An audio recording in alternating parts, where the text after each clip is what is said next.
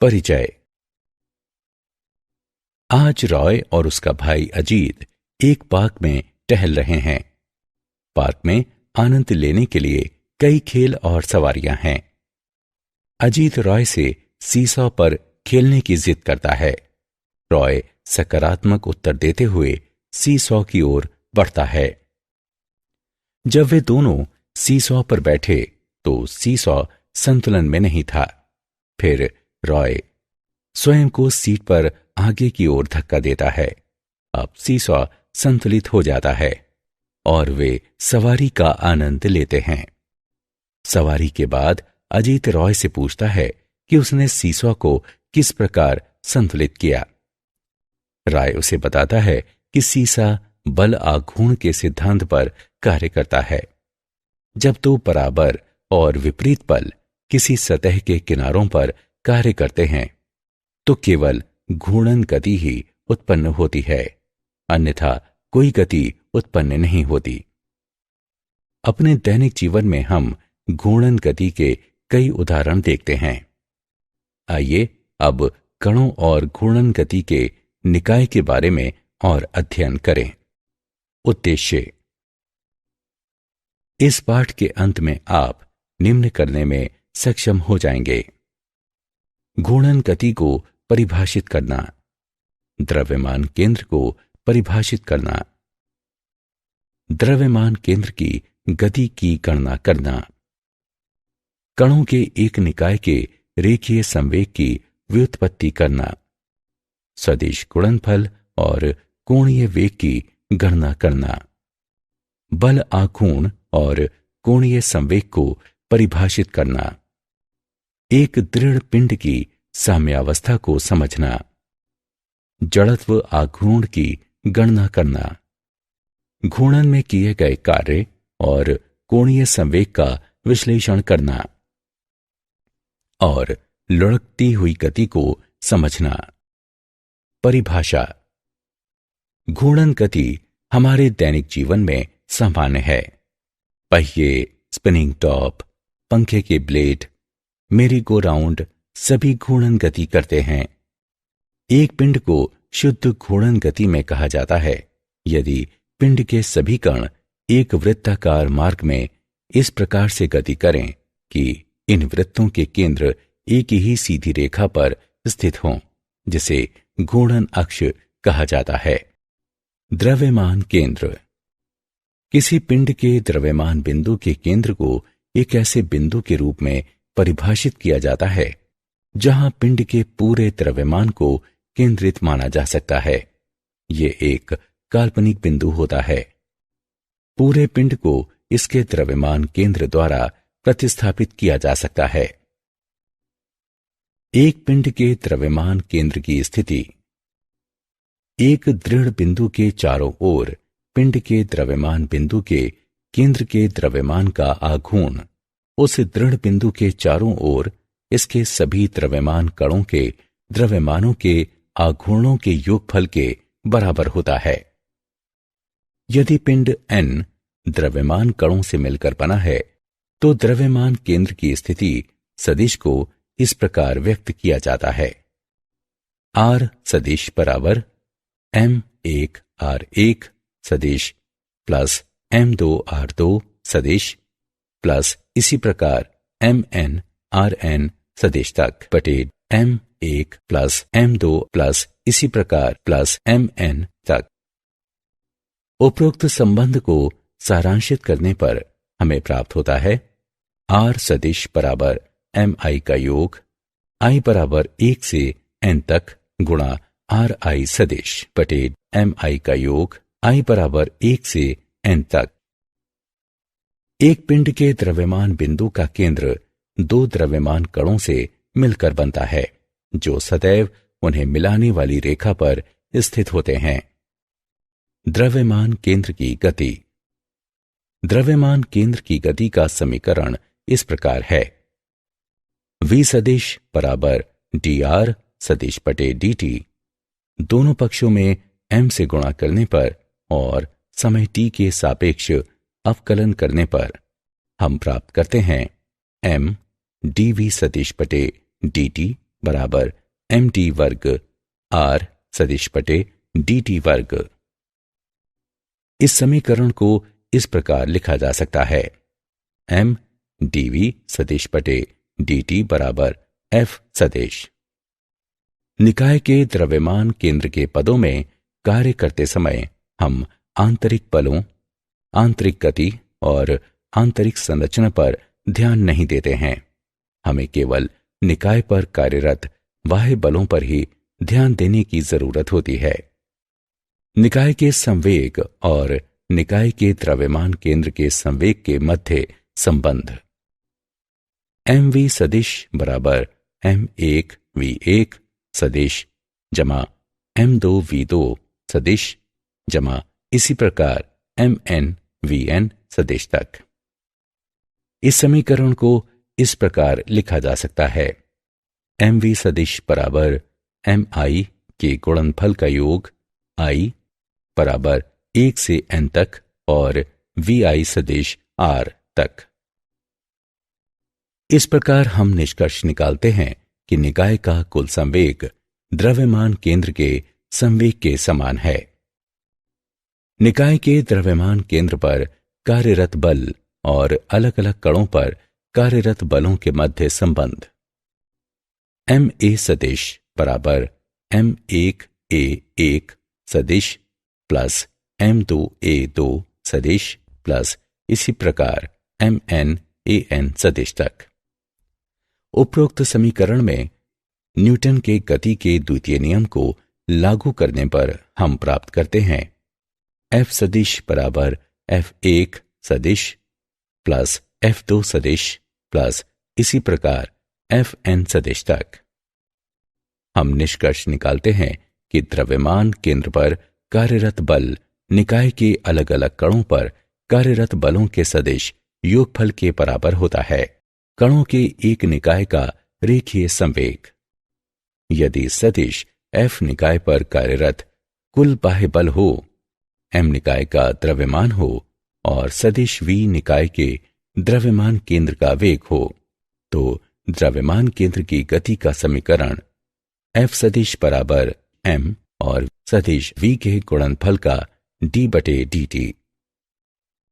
यदि निकाय पर कोई बाह्य बल कार्य न करे तो सदिश F शून्य के बराबर हो जाएगा। उपरोक्त समीकरण में सदिश F का मान रखने पर हम प्राप्त करते हैं M सदिश V के गुणनफल का d बटे dt बराबर 0।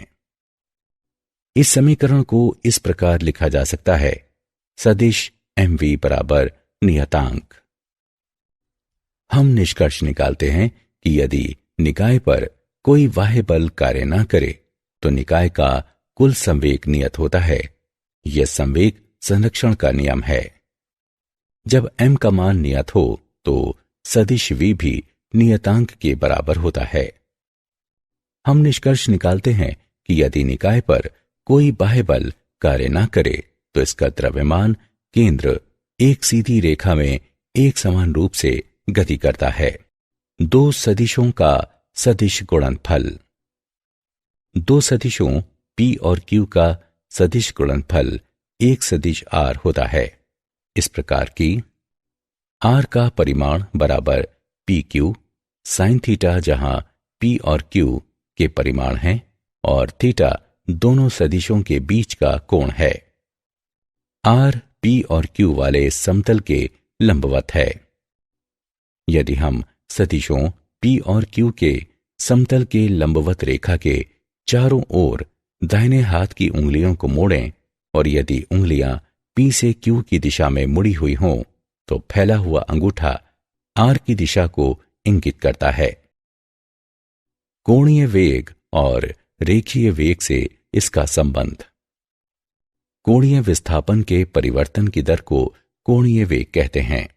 यदि एक घूर्णनकारी निकाय समय डेल्टा t में एक कोण डेल्टा थीटा से मुड़ता है तो इसके कोणीय वेग ओमेगा को इस प्रकार व्यक्त करते हैं, ओमेगा बराबर limit delta t tends to 0 delta theta बटे डेल्टा t, जो बराबर है d थीटा बटे dt के।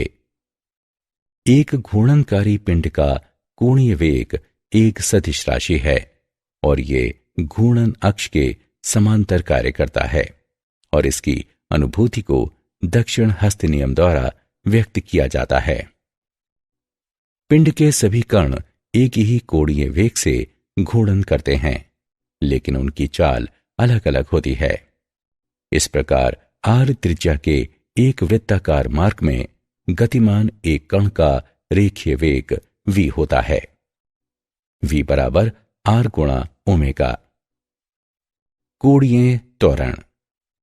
यदि घूर्णनकारी पिंड की कोणीय चाल समय के साथ परिवर्तित होती है तो इसमें कुछ कोणीय त्वरण होता है। कोणीय त्वरण कोणीय वेग के परिवर्तन की दर है।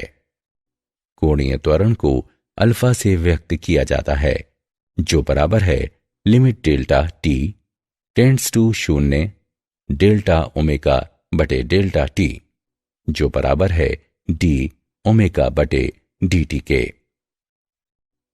कोणीय त्वरण एक सदिश राशि है। जब कोणीय वेग बढ़ता है तो ये ओमेगा की दिशा में अक्ष के अनुदिश दिष्ट होता है, लेकिन जब यह घटता है तो ओमेगा के विपरीत दिशा में दिष्ट होता है। बल आघूर्ण और कोणीय संवेग। जब कोई बल किसी पिंड पर कार्य करता है तो बल के अनुप्रयोग के बिंदु से बल की दिशा में एक सीधी रेखा खींची जाती है, जिसे बल की क्रिया रेखा कहते हैं। घूर्णन अक्ष के परितः बल आघूर्ण बल और घूर्णन अक्ष से बल की क्रिया रेखा की लंबवत दूरी के गुणनफल के बराबर होता है। इसे टाउ से प्रदर्शित करते हैं। सदिश टाउ बराबर सदिश f और सदिश r का गुणनफल। कोणीय संवेग। यदि एक पिंड एक अक्ष के परितः घूर्णन कर रहा है तो दी गई अक्ष के परितः सभी कणों के रेखीय आघूर्णों का योगफल अक्ष के परितः पिंड का कोणीय संवेग कहलाता है। आइए एक उदाहरण लें। द्रव्यमानों m1 m2 इसी तरह mn के n द्रव्यमान कणों से निर्मित एक निकाय पर विचार करें। मान लें कि कण एक नियत वेग ओमेगा से अक्ष के परितः घूर्णन कर रहे हैं और मान लीजिए कि अक्ष से द्रव्यमान कणों की लंबवत दूरियां r1 r2 और rn हैं। घूर्णन अक्ष के परितः इस बल का आघूर्ण बराबर है F गुणे r के, लेकिन बल के मान रखने पर हम प्राप्त करते हैं m गुणे r गुणे अल्फा गुणे r, जो बराबर है m गुणे r वर्ग गुणे अल्फा के। निकाय पर कार्यरत बल आघूर्ण टाउ बराबर m1 गुणे r1 वर्ग गुणे अल्फा 1 प्लस m2 गुणे r2 वर्ग गुणे अल्फा 2 जमा mn गुणे rn वर्ग गुणे अल्फा n। इस समीकरण को इस प्रकार लिखा जा सकता है। टाउ बराबर mi और ri वर्ग के गुणनफल का योगफल i बराबर 1 से n तक गुणा अल्फा। इससे प्राप्त होता है टो बराबर i अल्फा। यदि अल्फा बराबर 1 रेडियन प्रति सेकंड वर्ग तब i बराबर है टाउ के। एक पिंड इसकी घूर्णन अक्ष के परितः जड़त्व आघूर्ण आंकिक रूप से इसी अक्ष के परितः इस पर कार्यरत बल आघूर्ण के बराबर होता है। जब पिंड उस अक्ष के परितः एक इकाई कोणीय त्वरण से घूर्णन कर रहा हो। एक दृढ़ पिंड की साम्यावस्था। एक दृढ़ पिंड की साम्यावस्था में होने के लिए दो जरूरी शर्तें हैं, जो इस प्रकार हैं। पिंड पर कार्यरत बलों का सदिश योगफल 0 होना चाहिए। पिंड पर कार्यरत कुल बल आघूर्ण 0 होना चाहिए। साम्यावस्था के 3 प्रकार हैं जो निम्नवत हैं। स्थायी साम्यावस्था। यदि पिंड को थोड़ा सा विस्थापित करके बल आघूर्ण हटा लिया जाए तो पिंड अपनी मूल स्थायी अवस्था में वापस लौट आता है। अस्थायी साम्यावस्था। यदि पिंड को थोड़ा सा विस्थापित करके बल आघूर्ण हटा लिया जाए तो पिंड अपनी मूल अवस्था में नहीं लौटेगा। उदासीन साम्यावस्था। पिंड की स्थितिज ऊर्जा नियत रहती है। जड़त्व आघूर्ण। एक पिंड के जड़त्व आघूर्ण को इसके घूर्णन अक्ष के परितः, इसके द्रव्यमान और इसके घूर्णन अक्ष से पिंड की लंबवत दूरी के वर्ग के गुणनफल के रूप में परिभाषित किया जाता है। इसे I से व्यक्त करते हैं। I बराबर mr वर्ग। दृढ़ पिंड का जड़त्व आघूर्ण कणों के जड़त्व आघूर्णों के योगफल के बराबर होगा। इसके व्यंजक को इस प्रकार व्यक्त किया जाता है। I बराबर mi और ri वर्ग के गुणनफल का योगफल I बराबर 1 से n तक। एक दृढ़ पिंड की इसके घूर्णन अक्ष के परितः परिभ्रमण त्रिज्या को उस बिंदु की दूरी के लंब के रूप में परिभाषित किया जाता है जहां अक्ष से पूरे पिंड के द्रव्यमान को केंद्रित माना जा सकता है। इसे k से व्यक्त करते हैं। इसके व्यंजक को इस प्रकार व्यक्त करते हैं। I बराबर m के वर्ग जो बराबर है mi और ri वर्ग के गुणनफल के योगफल के, यानी I बराबर 1 से n तक। लंबवत और समांतर अक्ष की प्रमेय। लंबवत अक्ष की प्रमेय। इसके अनुसार एक अक्ष के परितः इसके समतल के लंबवत समतल का जड़त्व आघूर्ण इसके समतल में स्थित दो परस्पर लंबवत अक्षों के परितः इसके जड़त्व आघूर्णों के योगफल के बराबर होता है। Iz बराबर Ix प्लस Iy। समांतर अक्ष की प्रमेय। इसके अनुसार किसी अक्ष के परितः एक पिंड का जड़त्व आघूर्ण इसके द्रव्यमान केंद्र से होकर जाने वाली एक समांतर अक्ष के परितः जड़त्व आघूर्ण और पिंड के द्रव्यमान एवं दोनों अक्षों के मध्य की लंबवत दूरी के वर्ग के गुणनफल के योगफल के बराबर होता है। I बराबर ICM प्लस MH वर्ग। घूर्णन में किया गया कार्य। मान लीजिए कि जब एक बिंदु P पर एक घुमाव बल F आरोपित होता है तो पिंड O से गुजरने वाले एक अक्ष परितः घूर्णन करता है। यदि स्पर्श रेखा और बल F के त्रिज्य घटक क्रमशः Ft और Fr हों तो एक छोटे से कोणीय विस्थापन के लिए किए गए कार्य को इस प्रकार व्यक्त किया जाता है। dw बराबर Ft गुणा ds। ds के मान उपरोक्त समीकरण में रखने पर dw बराबर Ft/d थीटा, यहां r बराबर OP। उपरोक्त समीकरण को टो के पदों में बदलने पर हमें प्राप्त होता है dw बराबर टाउ d थीटा। दोनों पक्षों का समाकलन करने पर हम प्राप्त करते हैं किया गया कार्य बराबर टाउ और थीटा का गुणनफल। इस प्रकार किए गए कार्य को बल आघूर्ण और रेडियन में कोणीय विस्थापन के गुणनफल के द्वारा व्यक्त किया जाता है। घूर्णन में कोणीय संवेग। आइए m1 द्रव्यमान के घूर्णनकारी पिंड के एक कण पर विचार करें जो r1 त्रिज्या के एक वृत्ताकार मार्ग में v1 रेखीय चाल से गतिमान है। एक अक्ष के परितः एक कण के कोणीय वेग को इसके रेखीय संवेग के आघूर्ण के रूप में परिभाषित किया जाता है। अतः कण P1 का कोणीय संवेग है L1 बराबर m1 r1 वर्ग ओमेगा। घूर्णनकारी पिंड का कुल कोणीय संवेग है L बराबर L1 प्लस L2 प्लस इत्यादि प्लस Ln तक।